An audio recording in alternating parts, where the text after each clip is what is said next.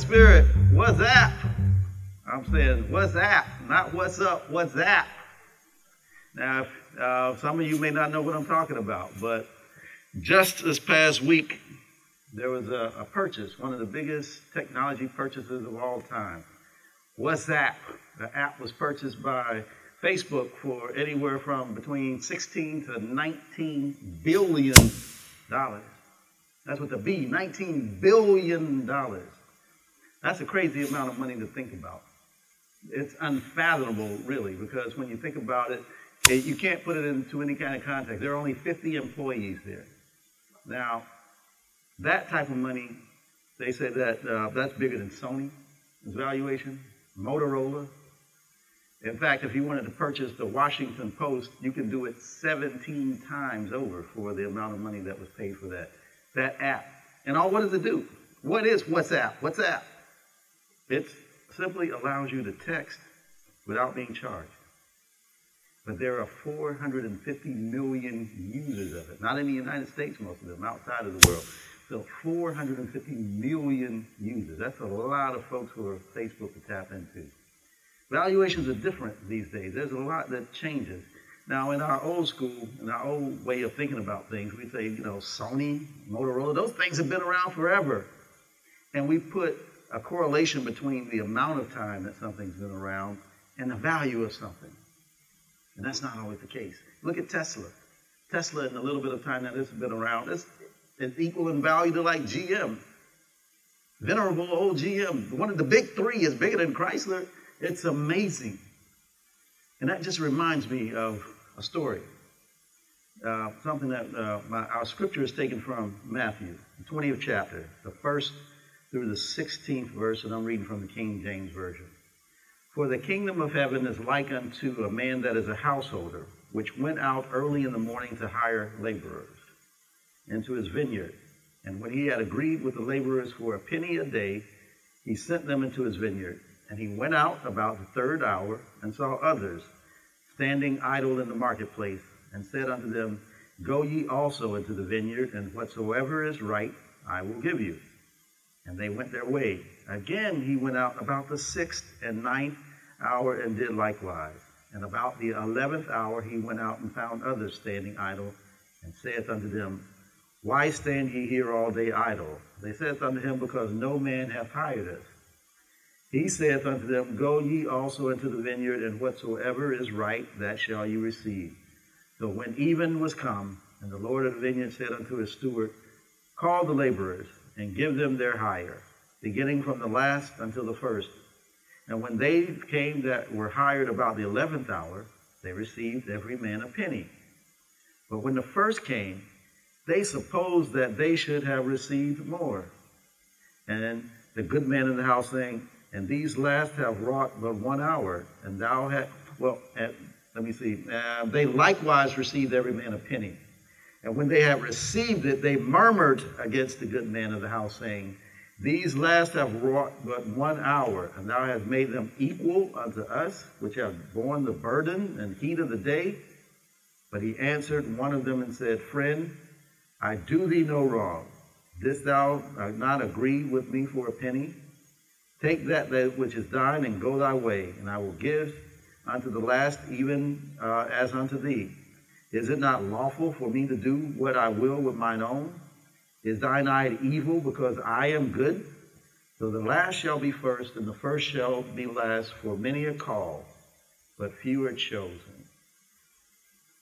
The going in assumption is that, well, we put in a little bit more time here, although we agreed for a penny, but we start imagining that we're going to get a little bit more because they got a penny and they just started working.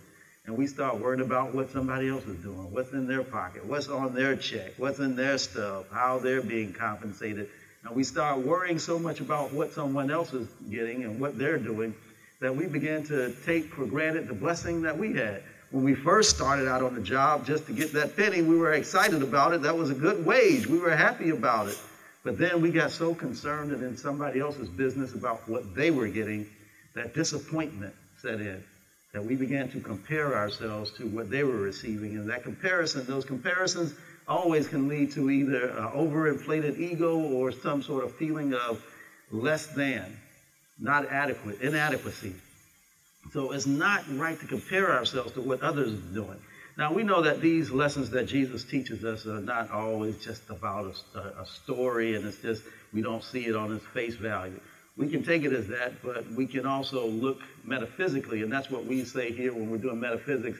We look beyond. When we say urban, we're talking about contemporary things, things that we can relate to, things that we can wrap our heads around. And that's why I started off talking about WhatsApp. It's something that's new and happening just right now. The world around us is changing. The way things are valued and the way we place values on things is shaking up all around us. There's a new economy. What we are used to and what we're accustomed to isn't the same anymore. I'll go between here and Michigan. I got to get back up to Detroit probably first thing in the morning. But you can see how that economy has totally changed from what it used to be. A thriving, bustling city built for 3 million.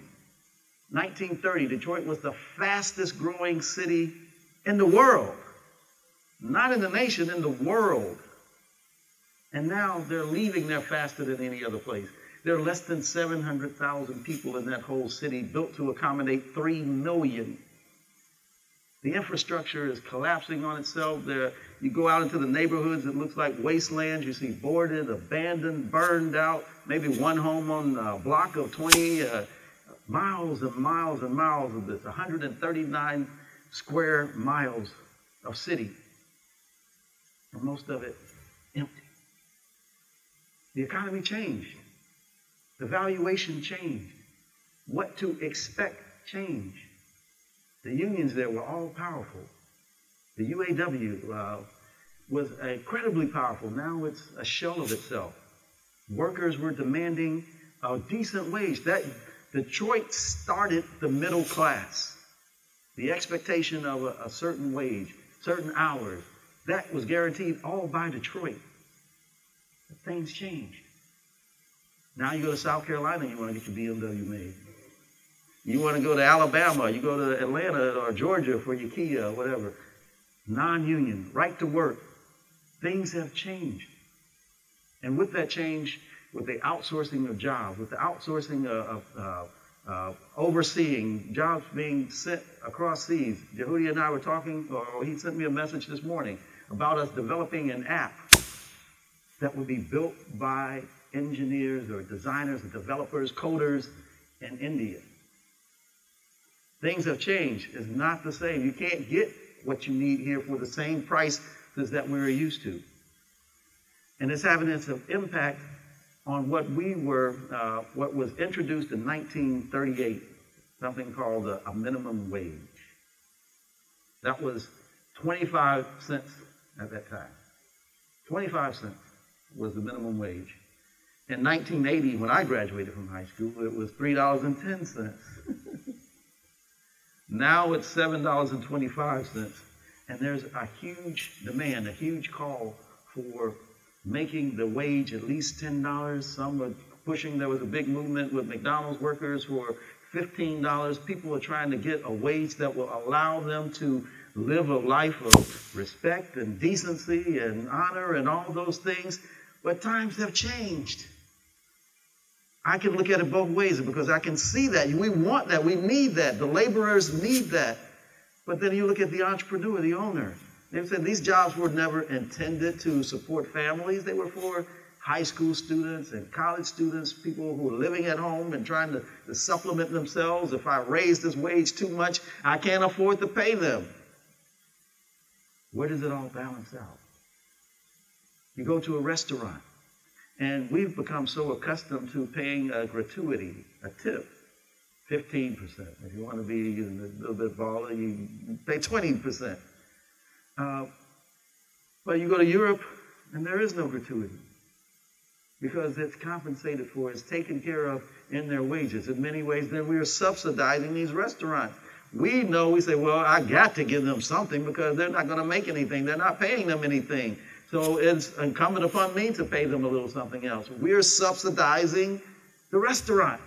But that is the nature of capitalism. I'm not going to berate capitalism because capitalism is a wonderful thing in its own right, but the nature of it is to take advantage of the worker. That's his very nature. Those that have the goal make the rules. The 1% versus the 99%. I want to be in the 1%. But that's not always the case. Now, Jesus wasn't giving us a lesson on labor relations, and that's what we can take into consideration now, looking back in the contemporary. But what he was giving us was a lesson on spirituality and spiritual development, spiritual unfoldment, and how that takes place. We've all been around people who say, I've been at this church for 45 years. I was here when the deacon board, I'm a founding member of it. And they think that time grants them some special privilege. There are some who say, I've been a true student for 20 years. I know all about this. And they think that time grants them some special insight or some special privilege. But that's not what Jesus was saying. Jesus was saying that truth is truth. No matter when you acquire it, no matter when you take it on, you could have been in this thing for 35 years and not have gotten it. There are many, if you listen and talk to their conversations, you have no idea that they've been the so-called studying truth for 25 years based off of their reactions, the things they say, the things that they do, attitudes, the things that you get back from them, the ego and all this. There's nothing that will give you any indication that they have acquired this thing. And there's some folks who just last week came to church, heard it, got it, and you can see it. You can tell a tree by the fruit that it bears. The whole thing about a vineyard is that it was planted perfect. There was great seed put in there. It was tilled, it was watered, it was given the things that would allow it to spring forth and produce good things. Produce the wine that could be eaten or turned into wine for our consumption, but it was all perfect when it was planted. Then over time, that's when the weeds spring up. That's when those fowl of the air come. Jesus gave us a sermon on that, a metaphor on that, a parable on that. That's when those things come that intercede and take away from the perfection that was there at the beginning. What's happening with these workers is that we have to work day and night on our perfection to bring it back to the state that it was before, to, as Paul said, the renewal of our consciousness, going back to its original state, the regeneration. The whole story of the Bible is about our access to regeneration, the process by which we are made like the manifest man that was expressed as Jesus, who showed us the perfection that could occur, the possibility that resides within us all. The workers are working day and night as we toil day and night, weeding out those seeds of doubt, those seeds of concern, those seeds of fear, the weeds of dissension, weeds of contention, of competition, of lack, of limitation, of error thinking, weeding all those out. The work is plentiful. The laborers are few. Weeding it all out, bringing us back to that state of perfection. And whether we get it in 5 minutes or we get it in 5 years or 50 years, there is no hierarchy in spirit. There is no, I got it and I got mine and now you get yours. There is no hierarchy. We are all one. That is what it's talking about, the at-one-ment of us. There is no separation. What we get, the benefit, the wages that we receive is the same wage. That's access to divine substance. There's only one wage. It's not measured. It is not broken up. You don't get the higher scale, a double scale, a triple scale. You got SAG scale, so you got double, you get extra. It's all the same. We all have access to that same truth. The same fundamentals, the same ability, the same creativity, the same means to shape our lives by our desires. No one has a monopoly on it. No one gets more on it. No one gets the opportunity to make someone feel less than just because they're a new jack and just came on the scene with it. That's what we talk about, being able to think a new thought. Just because you've done it this way all of this time, now it's time to be able to think something different. And that can happen, that inspiration can happen in the second, in the moment. Illumination can come very quickly A flash, and that's what it all means, illumination. All of a sudden, the light comes on, and now I see. Now I see. There's no grandfathering in. That's the great thing about truth. It's equal opportunity employer. Equal access. And the labor laws are simple. The labor law is simple. There's only one labor law. It works if you work it. It works if you work it. And as Minister Jehudi adds, and I love that addition, it works if you work it even when you don't know you're working it. Because it's irrelevant if you know the truth, if you're just abiding by the principles of truth. There are some who abide by the law not knowing that they're following the law. They just follow the law because that's what they know to do. And they benefit from it. It works if you work it. The laborers are out there in the field all day working on their perfection. It works if you work it. Are you in the field? Are you working it? Look at the results. The results will tell you. The bounty of your labor will tell you if you are indeed working it. It's agnostic. We see those who we have labeled good or bad or indifferent who are doing it. Guys who are telling you, you know, I'm cashing out, I'm doing this, I'm getting what I'm getting. And they do it because that is the attitude that they have. They don't know any other way. I'm going to make it at all costs. And they put in the work to make it happen. Now, work in and of itself, and that's what it's saying in the story, work in and of itself isn't the thing that's going to separate us. It's not the thing that's going to elevate us.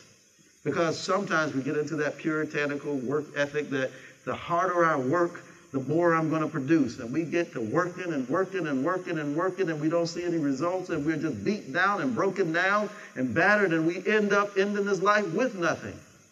You can't say that our folks weren't hard workers. We got out there and picked cotton and did whatever else and dug ditches. That's the hardest work you ever want to do. But we didn't get compensated for it in that way. You got somebody out here thinking on an application. And the whole scheme of things, that's not hard work. It is very demanding and it's very mentally taxing. So it's hard work in its own way, but there's no sweat of the brow there.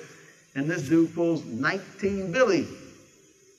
19 billy. So there's something that's missing there. It's the core. We've taught our kids they only work hard. You got to work hard. Hard work, hard, hard, hard. And we haven't taught them to work smart.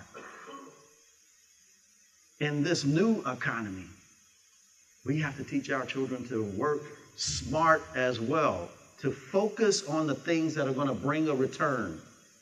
The job skills, the attitudes, the work ethic of studying, of learning, not memorizing just for the sake of passing a test and getting a good job, but how do you actually learn, to comprehend and know that things aren't going to stay static. We're in a dynamic economy. Things are constantly changing. How do we instill the skills to allow people to evaluate, to analyze, to assess, to shift, to move as the cheese is moved, to move with it? How do we prevent what's happening, that 1% from occupying so much of the 99% not having anything, becoming a nation of have and have-nots, a division, a separation of access. We can't even afford to get sick.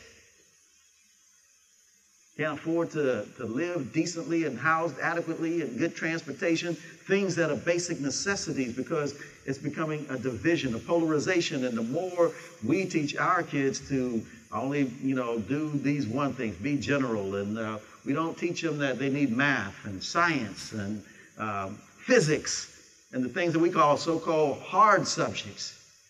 But those are the things that the rest of the world is learning. Those are the things that are empowering the rest of the world. That's why they can take the coding off to India and everywhere else, because they are learning these skill sets. The laborers the work is plentiful. The laborers are few. Can we blame this system? Or do we blame ourselves for not evaluating what's going on and keeping our eyes open?